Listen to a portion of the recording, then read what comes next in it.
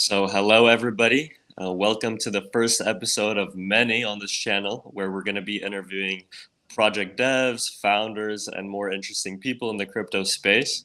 Today, we're here with David from Superseed, who's building a layer 2 network on the OP superchain. So, welcome, David.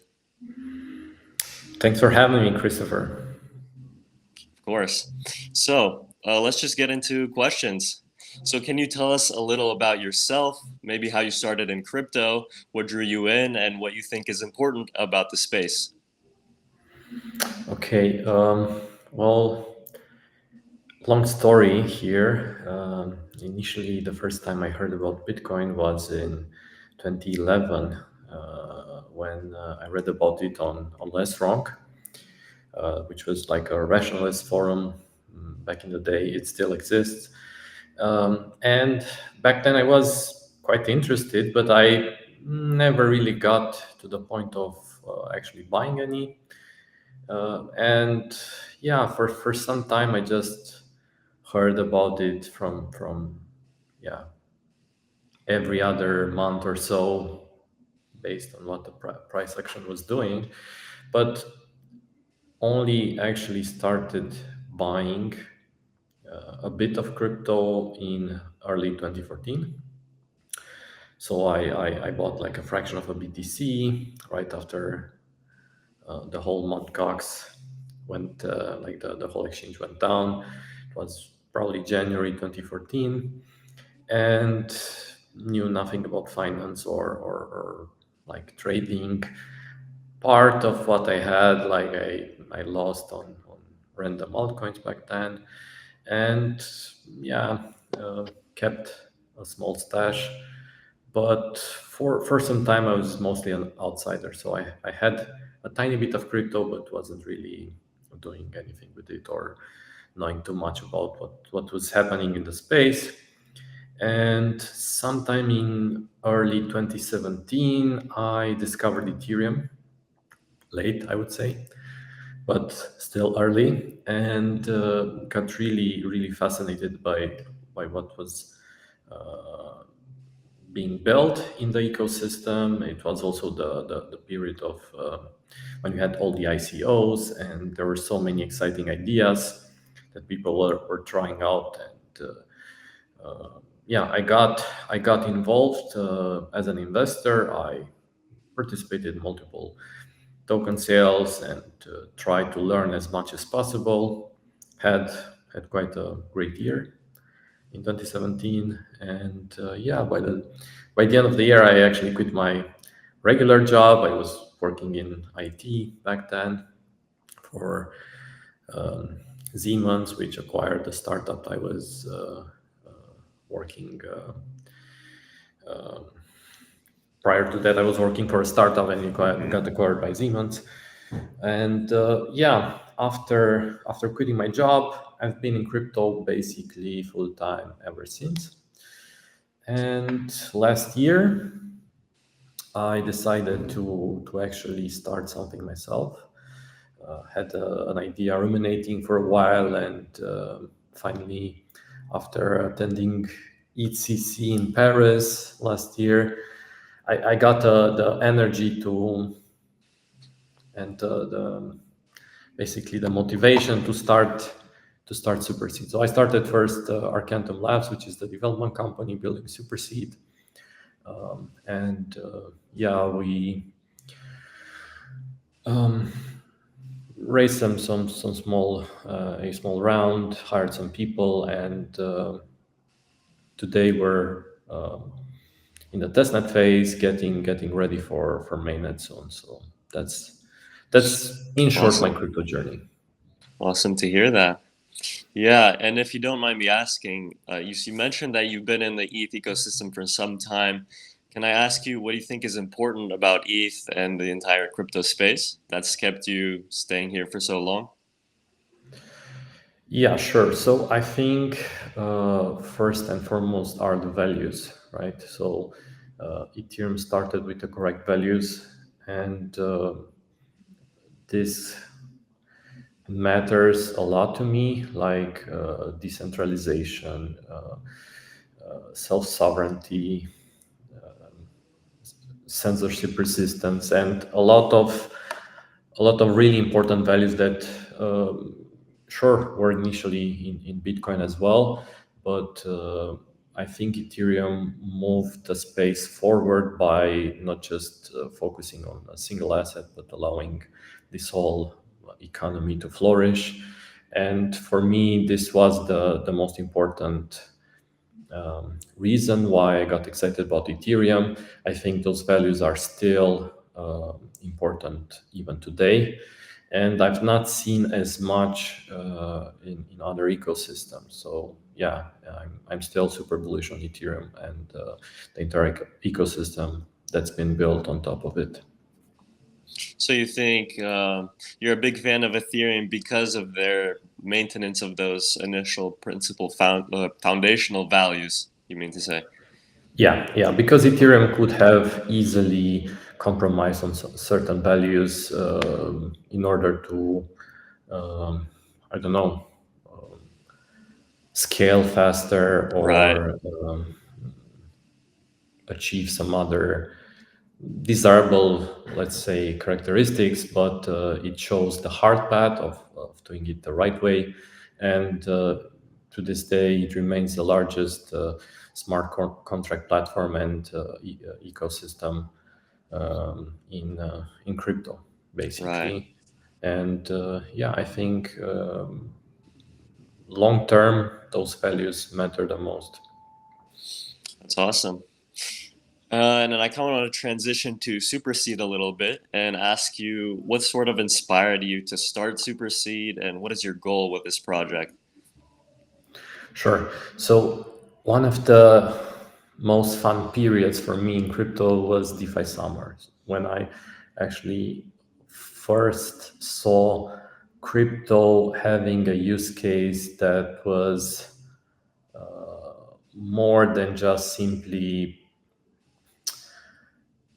speculating on things that might come in the future. We actually had applications that people could use to do all sorts of things on chain, right? So it wasn't off chain, it was on chain, and that was really exciting. So we had for the first time like real apps that you could use to do all sorts of financial, let's call them transactions without intermediaries, and it was a really fun period. And there were a bunch of new primitives that have been built and people building on top of them.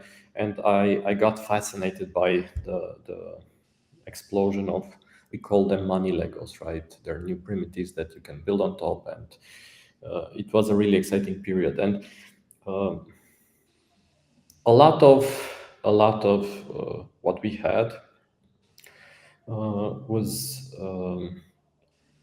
really exciting, but at the same time it opened new possibilities to build entirely new things or new lego pieces. And over time I started to have ideas on how to improve certain such lego pieces or primitives, and that's how I got to Superseed. We had CDPs, we had I would say even some versions of self-repaying loans. But if you actually see what Superseed is, it just combines a lot of the of those components, adds something new, and creates something that's only possible in crypto, which is allowing people to own an asset that can go up in value, right? It has upside. Allow them to be able to access liquidity without having to sell it by taking out a zero interest loan, and not have to repay that loan, because the ecosystem works in such a way where all the fees that are generated go towards repaying that loan. So it's something that's entirely new. And yeah, I really felt like I needed to build this. So this is how Superseed came about. What's your motivation? Interesting. Do you think you could give us a really, really quick breakdown of how Superseed is going to work? Very simple, if you can. Sure. So, um, first and foremost, Superseed is on L2, which we're built on the OP stack. We believe it's the most it's the ecosystem that grows the fastest in terms of stacks, and we're excited about the super chain and optimism. But like the core of Superseed is the CDP lending protocol, which is the Superseed CDP lending protocol allows people to deposit collateral just like in other CDPs like Maker, DAO, and so forth. Take out loans versus their collateral. And yeah, like in a regular CDP, as you repay your loan, you can claim your collateral back. Now, one important difference with us is that we also allow, or we created a new primitive which we call a super collateral. So a token can be a super collateral. If you can borrow against it, you don't have to pay interest, and fees that are generated from that particular ecosystem go towards repaying your loan. And we want the SuperSeed token to be the first super collateral. So you'll be able to deposit SuperSeed tokens in our Super CDP, so the CDP lending protocol, take out the loan, and we use different sources of fees to repay that loan. So you do have to maintain certain collectorization ratios. At first, it will most likely be 500%. So you need to have a lot more collateral than your debt for safety reasons. But after you have that loan, if you maintain that C ratio, the fees that are generated across the Superseed ecosystem go towards repaying your loan. And we have different sources of fees. The first one is, of course, sequencer fees. As an L2, we generate sequencer fees, and we believe that the best use of those sequencer fees for our ecosystem is to use them to repay the loans of super collateral borrowers. So if you're a super collateral borrower, the sequencer revenue, like the net one, goes towards repaying your loan. And that's the first source of fees. Then we have at least two additional ones that I want to talk about. The second one would be interest that is paid by borrowers in the CDP who use a different collateral. So you can still use like ETH or RapidEC or probably a bunch of other assets to be decided to borrow. And if you use those assets to borrow, you do pay interest on your loan just like you would in regular CDPs. Now, the difference with us is that instead of taking that interest, which is basically revenue for the protocol, and doing what others are doing with the revenue, which is doing buybacks and burns of the protocol token, we believe it's way more capital efficient to use that revenue to repay the loans of super collateral borrowers. So we use that second source of fees for the same purpose, repaying the loans of super collateral borrowers. And then there's a third source of fees, which is something we came up with. It's inspired by proof of work and proof of stake.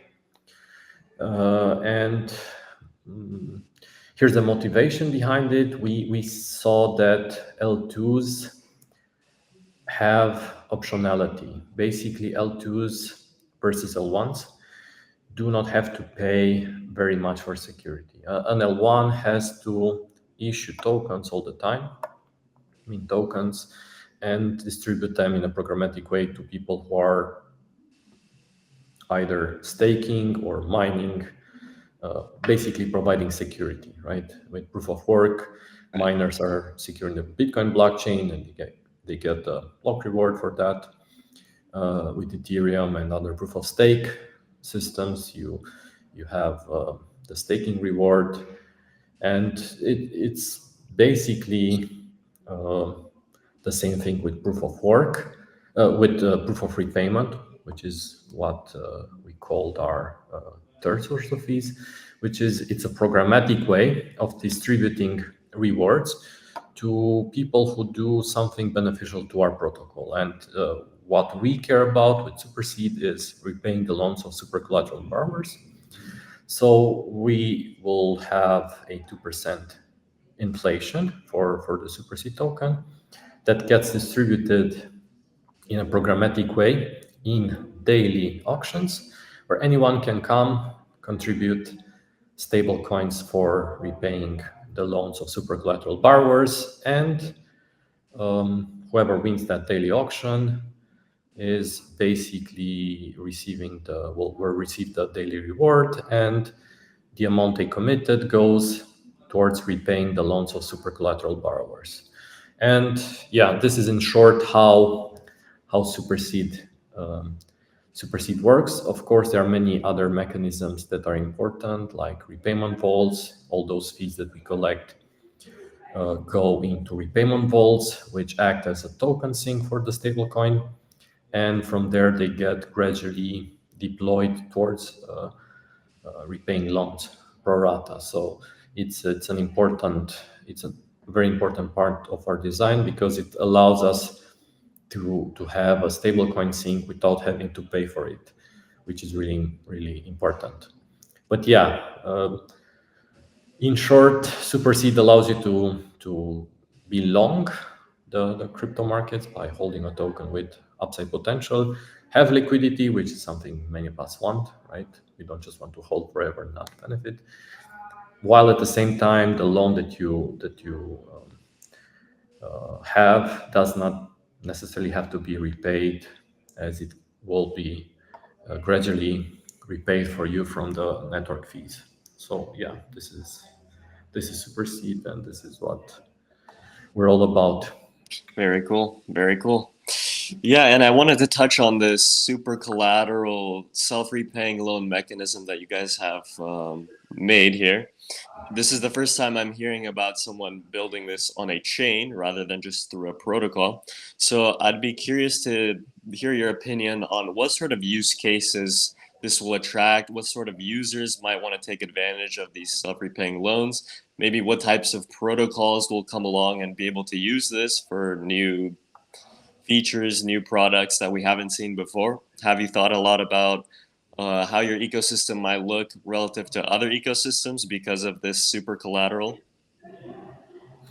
Yeah, so super collateral is one of the economic primitives that is going to exist on Superseed. Down the road, we do plan to open this new economic primitive to other projects as well to plug into Superseed. We have not announced much about that yet, but it will be available to others as well. So other tokens, we believe this will become a really important primitive in crypto.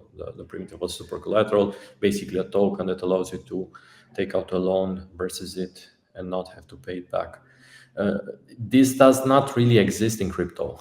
So we had platforms where you could, I don't know, deposit stable coins into an yield farm and get a yield upfront as a loan, and as you capture that yield, your debt gets repaid. But it didn't really work for tokens that have upside, right? It doesn't really work like that until now. So I think it will be. Um, we do believe it's the most capital efficient way of bringing back value to from fees to token holders. Um, if you think about it, there are multiple ways projects are doing this today. Some projects will do some sort of buyback and burn, like they rebuy their token and yeah, remove it out of circulation. Others might issue some sort of dividend, although that's not really used much in crypto. But I think being able to get potentially years worth of yield upfront as a loan, considering that there's something called like the time value of money, it's probably the most efficient way of distributing value to people who hold the Superseed token if they want to use the platform. So we believe it's going to be interesting for a lot of people. And down the road, of course, for many other projects that want to plug into our platform. Very cool. And I think I did read on that recent overview that you guys launched that this super collateral status won't just be limited to the Superseed governance token. So maybe if you're like a meme coin or DeFi project, you can actually have this super collateral self-repaying feature for your own coins. Is that right? Yes, we are thinking of ways to actually do that. It all depends on repayment vaults. So repayment vaults are the key to allowing long tail assets as collateral in a CDP. It's always an issue if you want to add assets that don't have like extreme liquidity or aren't established. You cannot really do that normally, right? But we found a way where if those projects issue less debt than the amount they have in their own repayment vault in terms of fees, you can never get into bad debt as a protocol. So we could potentially even allow that in the future. But more on that later. Podcast is sponsored by Superseed, the first blockchain that repays your debt. The Superseed protocol reimagines what DeFi can do by integrating a Layer 2 foundation with an enshrined CDP lending platform and the innovative proof of repayment mechanism. This combination creates an ecosystem that enables self-repaying loans and channels protocol revenue into further ecosystem growth. Superseed's over-collateralized stablecoin, coupled with dynamic repayment vaults, provides robust stability and opportunities for creating a truly scalable, decentralized stablecoin. Open source and permissionless, Superseed is poised to drive the next wave of decentralized financial innovation. Follow us to learn more as we move towards mainnet launch. So, what are your thoughts on the current layer 2 landscape? Who do you think might become the winners and losers in this space? And how will L2s evolve in the future? Sure. So it's a highly competitive landscape, right? There are new L2s coming to market every day. People are trying different technologies when it comes to how to build an L2. I think the winners will be those that, so the stack creators basically will probably have a winning stack, and we are betting on the OP stack here ourselves. And I think the second category of winners will be those that don't just sell block space, like cheap block space. You cannot be just a general purpose L2. You have to have a reason why people come to your chain versus another one that's a general purpose L2, right? You cannot compete just on fees or like the general stuff. It's simply gotten commoditized. So it's going to be potentially one stack provider and a few L2s that have some sort of core application that is pulling activity to their own chain. That's how I view it. And the losers will be those that focus too much on some sort of like feature of their technology, but where it's indistinguishable for like the end developer or for the end users, what benefit that carries, right? A lot of projects in crypto will just launch based on something like that, like where the ZK whatever, or without like a clear benefit when it comes to competing in the marketplace. So yeah, one stack and a few app specific chains that can gather momentum. That's how I see it for now. But yeah, things are evolving really fast, so we'll have to see. Right, very interesting. I kind of want to transition to some of your thoughts on the market. And I did see recently you posted a tweet about why you think ETH is underperforming recently. You can pull it up right here. Um, so you were kind of mentioning ETH underperformance due to a lack of productivity on the chain. You said restaking might be one of the main causes of this, and I kind of wanted to ask you more in depth about your thoughts on this entire topic. Sure. So yeah, I posted a tweet and it got a bunch of it got a bit of traction. What I was trying to say there is that I view the broader Ethereum ecosystem as like a microeconomy, or not even a microeconomy. It's like a real economy. It's probably as large as the economy of certain countries, right? You have so many projects that are building on top of Ethereum. You have new chains like L2s that are building on top of Ethereum. You have a lot of activity, a lot of different assets. And it used to be with proof of work, it used to be that if you were holding ETH, you were getting diluted, right? Because of inflation.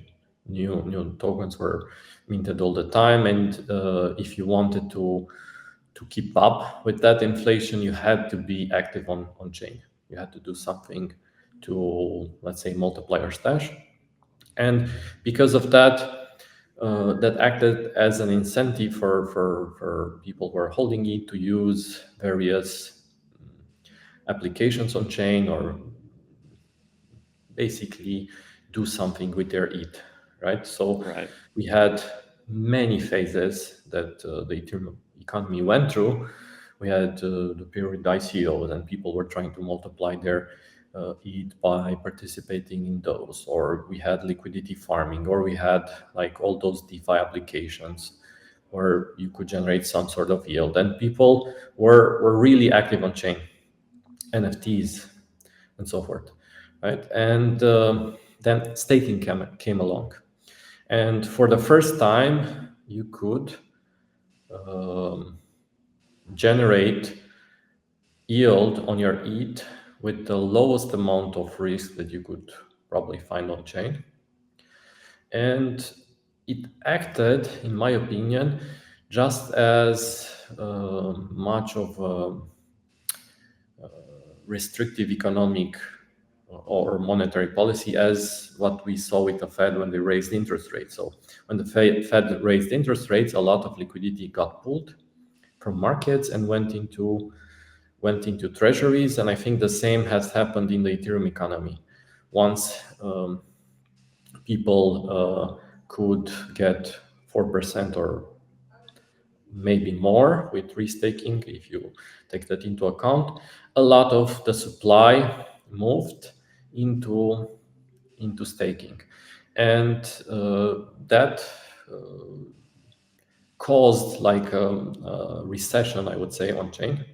So a lot of applications now that are on Ethereum, and I would even argue on L2s, are having quite a bit of trouble when it comes to attracting TVL and activity, simply because it might not be like the risk reward might not be there for people who hold ETH. We all know like many of the new apps carry some sort of risk, even if they offer high yield. And if the yield is high, maybe, but the risk is low, maybe it's simply high because it doesn't scale, right? And as soon as people deploy more, in those applications, the yield just evaporates and goes to a very low figure. So yeah, I think this is what is happening right now in the Ethereum ecosystem. There's like an on-chain recession caused by staking and especially restaking. And it's hard for applications to compete with that. And because of that, there's low on-chain activity. Volumes are low. Competitors to Ethereum can show more growth than Ethereum when it comes to their on-chain economy. And I do believe ETH as an asset is valued a lot based on its on-chain economy. So the Ethereum on-chain economy. If it's booming, like the Ethereum economy, if that's booming, investors in ETH will become more bullish. If it's shrinking over time, and we've seen it shrink a lot, like checking the other day, average gas price to do a transaction on ETH was 1 GUI, and I remember the days when it was hundreds of GUI, like constantly. So it's become a lot cheaper because like there's no serious demand to do things on chain. So basically Ethereum is almost as cheap as chains that were complaining back in the day that Ethereum is expensive. So yeah, this is how I view it. And if we want this issue to be solved, we need, like Ethereum needs to lower its inflation rate.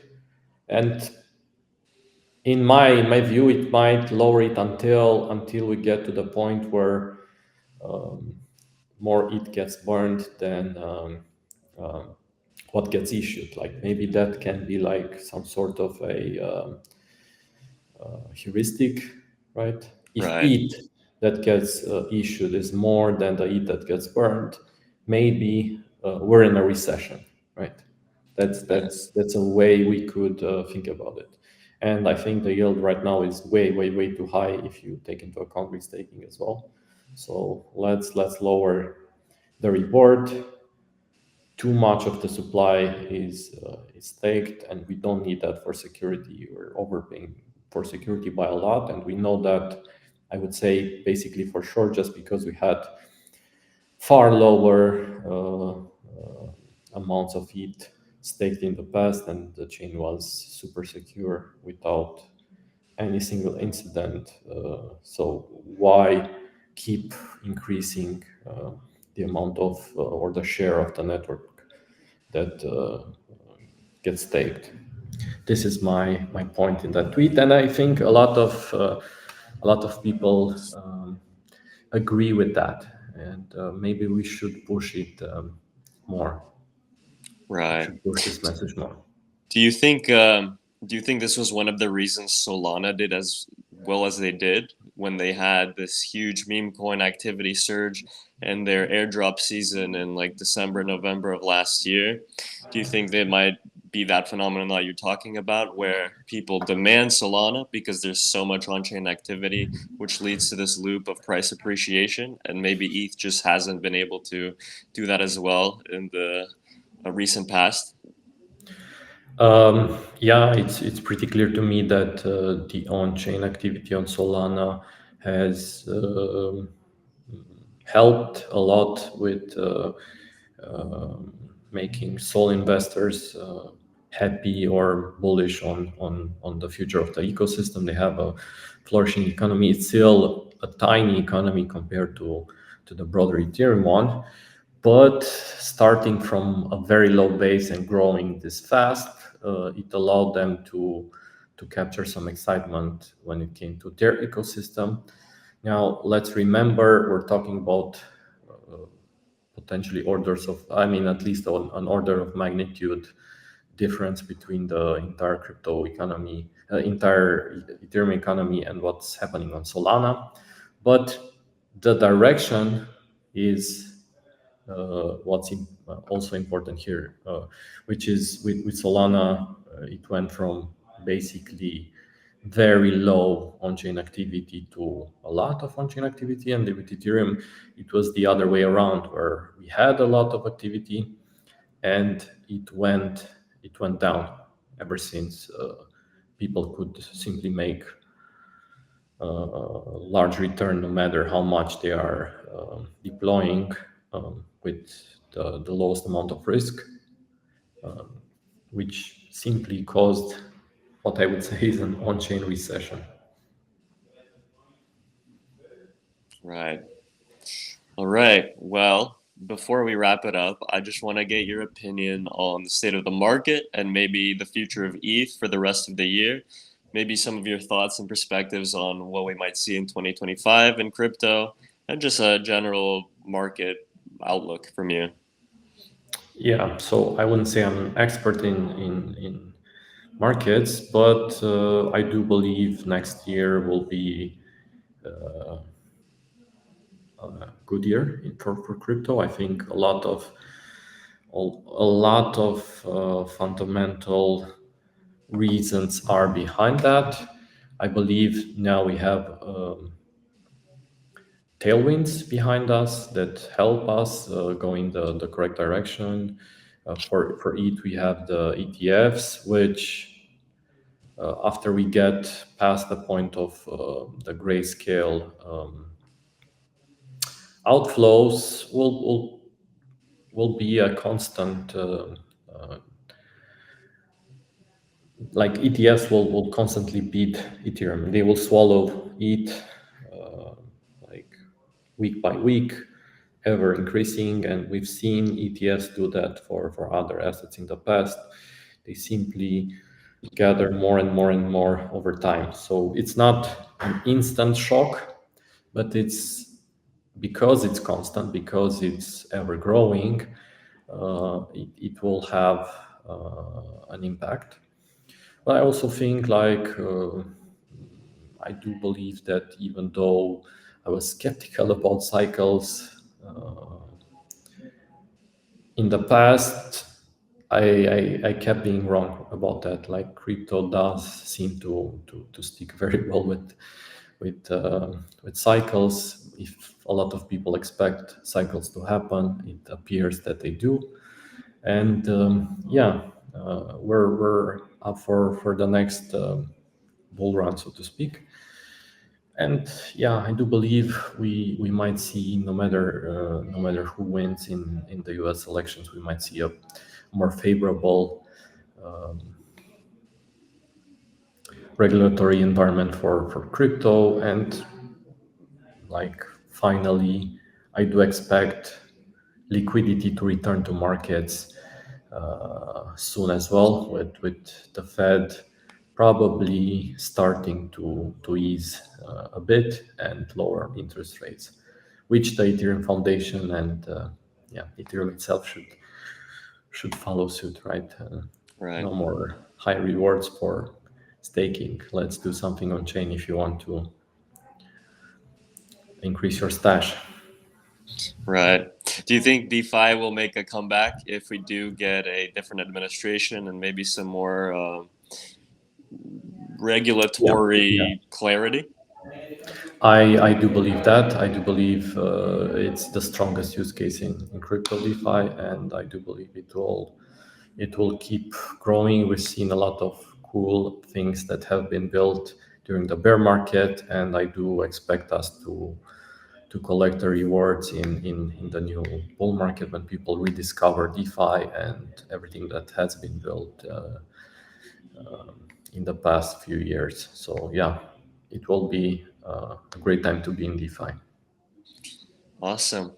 Well, thank you so much for coming on. We Thank you appreciate for your having me. wisdom and your insights. Hopefully, you'll be on here a few more times in the future and we can learn some more from you. But until then, thank you everybody for watching. If you enjoyed this, please leave a like and subscribe. Love to have you guys here again. And until next time, see you later. See you. Cheers.